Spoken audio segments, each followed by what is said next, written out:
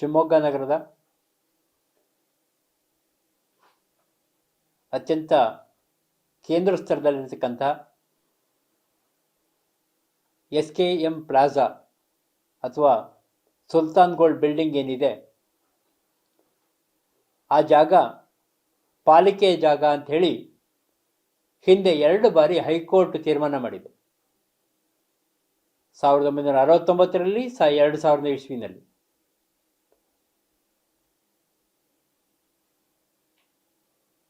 ಈ ತೀರ್ಮಾನದಂತಹ ಪ್ರಾಪರ್ಟಿಯನ್ನ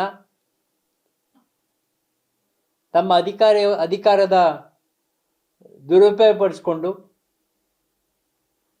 ಪಾಲಿಕೆಯ ಪ್ರಾಪರ್ಟಿಯನ್ನ ಕಾರ್ಪೊರೇಟರ್ ಆಗಿ ಕೆಲಸ ಮಾಡ್ತಿದ್ದ SK ಮರಿಯಪ್ಪ ಅವರ ಮಕ್ಕಳ ಹೆಸರಿಗೆ ನೋಂದಣಿ ಮಾಡಿಸ್ಕೊಡ್ತಾರೆ. ದಾಖಲೆಯನ್ನು ಸೃಷ್ಟಿ ಮಾಡಿ, ಲಾಯರ್ನ ಒಪಿನಿಯನ್ ಅನ್ನು ಕ್ರಿಯೇಟ್ ಮಾಡಿ ಕೊಡ್ಬೋದು. ಯಾರ ಹೆಸರಿಗೆ ಕೊಡ್ಬೋದು ಅಂತ ಲಾಯರ್ ಕೊಡ್ತಾರೆ ಅಂತಂದ್ರೆ, ಯಾರಿಗೆ ಹಕ್ಕೇ ಇಲ್ಲ, ಕೋರ್ಟ್ಗಳಲ್ಲಿ ಸಂಪೂರ್ಣವಾಗಿ ಹಕ್ಕೇ ಇಲ್ಲ ಅಂತ ಹೇಳಿದೆ ಇನ್ನೊಂದು ಪ್ರಾಪರ್ಟಿ ಅವ್ರಿಗಿಲ್ಲ ಅನ್ನೋದನ್ನ, ಅವ್ರಿಗೆ ಹಕ್ಕಿಲ್ಲದವರಿಗೆ ಕಾರ್ಪೊರೇಷನ್ನಲ್ಲಿ ಖಾತೆ ಮಾಡಿಕೊಡ್ತಾರೆ. ಈ ವಿಷಯ ದಾಖಲೆಗಳು ನಮ್ಮ ಕೈಗೆ ಬಂದಾಗ 2015 ಜನವರಿ ಫೆಬ್ರವರಿಯಲ್ಲಿ ದೊಡ್ಡ ಮಟ್ಟದ ಹೋರಾಟ ಮಾಡಿದ್ವಿ. ಮನವಿ ಕೊಟ್ವಿ ಕಮಿಷನರಿಗೆ, ಜಿಲ್ಲಾಧಿಕಾರಿಗಳಿಗೆ ಮನವಿ ಕೊಟ್ವಿ. ಈ ದಾಖಲೆಯನ್ನು ತೆಗೆದುಕೊಳ್ಳೋದಕ್ಕೆ ಒಂದು ದೊಡ್ಡ ಹೋರಾಟ ಆಯಿತು. RTIನಲ್ಲಿ ನಾವು 30 ನಾಗರಿಕ ವೇದಿಕೆಯ ಸುಮಾರು 30 ಜನ ಸದಸ್ಯರು ಇದನ್ನು ಅರ್ಜಿ ಹಾಕಿದ್ರು. RTIನಲ್ಲಿ ಇದು ಹೊರಗಡೆ ಬರೋದಕ್ಕೋಸ್ಕರ 30 ಅರ್ಜಿ ಹೋದಾಗ ಅಧಿಕಾರಿಗಳು ಸ್ವಲ್ಪ ಹೆದರಿ ದಾಖಲೆಗಳನ್ನು ಕೊಟ್ಟರು ನಮಗೆ. ಅದಾದಮೇಲೆ ಜಿಲ್ಲಾಧಿಕಾರಿಗಳಿಗೆ ಮನವಿ ಕೊಟ್ಟು, ಜಿಲ್ಲಾಧಿಕಾರಿಗಳು DMAಗೆ ಪತ್ರ ಬರೀತಾರೆ. ಇದು ಪಾಲಿಕೆ ಪ್ರಾಪರ್ಟಿ ಅಂತ ಹೇಳ್ತಾ ಇದ್ದಾರೆ, ಇದರ ಖಾತೆ ರದ್ದತಿಗೆ ಅವ್ರು ಬರೀತಾರೆ. DMA ಕೇಸ್ ರಿಜಿಸ್ಟರ್ ಮಾಡ್ಕೊಳ್ತಾರೆ.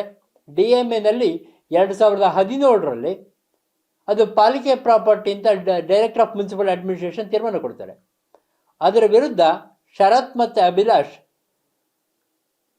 ಈಗ SK ಮರಿಯಪ್ಪನವರ ಮಾಜಿ ಮೇಯರ್ ಅವರ ಮಕ್ಕಳು, ಹೈಕೋರ್ಟಿಗೆ ರಿಟ್ ಹೋಗ್ತಾರೆ. ಆ ರಿಟ್ಟಿಗೆ ನಾವು ಶಿವಮೊಗ್ಗ ನಾಗರಿಕ ರಕ್ಷಣಾ ವೇದಿಕೆ 3ನೇ ಪಾರ್ಟಿ ಆಗುತ್ತೆ. ನಾವು ಕೊಟ್ಟಂಥ ದಾಖಲೆಗಳ ಆಧಾರವಾಗಿ ಇಟ್ಕೊಂಡು ಸಂಪೂರ್ಣವಾಗಿ ನಾಗರಿಕ ರಕ್ಷಣಾ ವೇದಿಕೆ ಸಂಗ್ರಹಿಸಿದಂಥ ಕೋರ್ಟ್ ಆರ್ಡರ್, ನಿರ್ದೇಶನಗಳು, ಹಳೆಯ ಕೋರ್ಟ್ ಆರ್ಡರ್ಗಳನ್ನೆಲ್ಲ ಇಟ್ಕೊಂಡು ಮೊನ್ನೆ 11 ಡಿಸೆಂಬರ್ 2025ಕ್ಕೆ ಅವರ ರಿಟ್ ಅರ್ಜಿಯನ್ನು ವಜಾ ಮಾಡಿದೆ ಹೈಕೋರ್ಟ್. ಸ್ಪಷ್ಟವಾಗಿ ಹೇಳಿದೆ, ತಕ್ಷಣ ಆ ಜಾಗವನ್ನು ಪಾಲಿಕೆ ವಶಕ್ಕೆ ತೆಗೆದುಕೊಳ್ಬೇಕು, ಹಾಗೆ ಅವರು ವಹಿಸ್ಕೊಡ್ಬೇಕು ಅಂತಕ್ಕಂಥದ್ದನ್ನು ಹೇಳಿದೆ. ಇನ್ನೊಂದು ಸ್ಪಷ್ಟವಾದ ವರ್ಡ್ ಯೂಸ್ ಮಾಡಿರ್ತಕ್ಕಂಥದ್ದು, ಫ್ರಾಡುಲೆಂಟ್ ಮೀನ್ಸ್ಗಳ ಮೂಲಕ, ಅಂದರೆ ಭ್ರಷ್ಟಾಚಾರದ ಮಾರ್ಗಗಳ ಮೂಲಕ ಈ ಖಾತೆಯನ್ನು ಮಾಡಿಕೊಳ್ಳಲಾಗಿದೆ ಅಂತ ಸ್ಪಷ್ಟ ಅಭಿಪ್ರಾಯವನ್ನು ಹೈಕೋರ್ಟ್ ನಿರ್ದೇಶನ ಮಾಡಿದೆ. ಹಾಗಾಗಿ ನಮ್ಮ ಈ ಮುಂದಿನ ಒತ್ತಾಯ, ಒಂದು ಪಾಲಿಕೆ ತಕ್ಷಣ ಕೇವೆಟ್ ಹಾಕಬೇಕು. ಸ್ಪಷ್ಟವಾದ ಹೈಕೋರ್ಟ್ ಹೇಳಿರೋದು, SK ಮರಿಯಪ್ಪನ ಮಕ್ಕಳಿಗೆ ಯಾರು ಆಸ್ತಿ ಮಾರಿದ್ರು ಅವರಿಗೆ ಹಕ್ಕಿಲ್ಲ ಅಂತಕ್ಕಂಥದ್ದನ್ನು ಎಸ್ಟಾಬ್ಲಿಷ್ ಮಾಡಿದೆ. ಹಾಗಾಗಿ ಮುಂದೆಲ್ಲ ಅವರಿಗೆ ಸ್ಟೇ ಸಿಗದೆ ಇರತಕ್ಕಂಥ ಚಾನ್ಸಸ್ ಜಾಸ್ತಿ ಇದೆ. ಒಂದು ವೇಳೆ ಸ್ಟೇ ಸಿಕ್ಕರೂ ಸಹ ಇದು ಪಾಲಿಕೆ ಜಾಗ ಅಂತ ದೃಢೀಕರಣ ಆಗಿರೋದ್ರಿಂದ ಪಾಲಿಕೆ ಕಮಿಷನರು ಅಲ್ಲೇನು ಬಿಲ್ಡಿಂಗ್ ರೆಂಟ್ ಬರ್ತಾ ಇದೆ, ಆ ಬಿಲ್ಡಿಂಗ್ ರೆಂಟನ್ನು ಕೋರ್ಟಿಗೆ ಡಿಪಾಸಿಟ್ ಮಾಡೋದಕ್ಕೆ ಕೇಳಬೇಕು. ಹಾಗೆ ಒಂದು ವೇಳೆ ಸ್ಟೇ ಸಿಕ್ಕದೆ ಹೋದರೆ ತಕ್ಷಣ ಪೊಸಿಷನ್ ತೆಗೆದುಕೊಂಡು ಜಾಗವನ್ನು ತನ್ನ ಸುಪರ್ದಿಗೆ ಶಿವಮೊಗ್ಗ ಮಹಾನಗರ ಪಾಲಿಕೆ ತೆಗೆದುಕೊಳ್ಬೇಕು. ಇದು ನಮ್ಮ ಹಕ್ಕೊತ್ತಾಯ. ಇದಕ್ಕಾಗಿ ಇವನ್ ಸುಪ್ರೀಂ ಕೋರ್ಟಿಗೆ ಹೋದ್ರೂ ಸಹ ಇದು, ಯಾಕೆ ಈಗ ಆಲ್ರೆಡಿ ಇನ್ನೊಮ್ಮೆ ಸುಪ್ರೀಂ ಕೋರ್ಟಿಗೆ ಹೋಗಿ SLP ಹೋಗಿ ಫೇಲ್ ಆಗಿರೋತಕ್ಕಂಥದ್ದು. ಹಾಗಾಗಿ ಸುಪ್ರೀಂ ಕೋರ್ಟಲ್ಲಿ ಈ ಕೇಸ್ ನಿಲ್ಲಲ್ಲ ಅಂತಕ್ಕಂಥದ್ದು ಖಾತ್ರಿ ಇದೆ ನಮಗೆ. ಸೆಕೆಂಡ್ ಬೆಂಚಲ್ಲೂ ಇದಕ್ಕೆ ಸ್ಟೇ ಸಿಕ್ಕಲ್ಲ ಅಂತಕ್ಕಂಥ ಖಾತ್ರಿ ಇದೆ. ಇನ್ನೊಂದು 6 ತಿಂಗಳೊಳಗೆ ನಮ್ಗೆ ಅನಿಸುತ್ತೆ ಈ ಪಾಲಿಕೆಗೆ ಈ ಆಸ್ತಿ ಬರುತ್ತೆ ಅಂತಕ್ಕಂಥದ್ದು.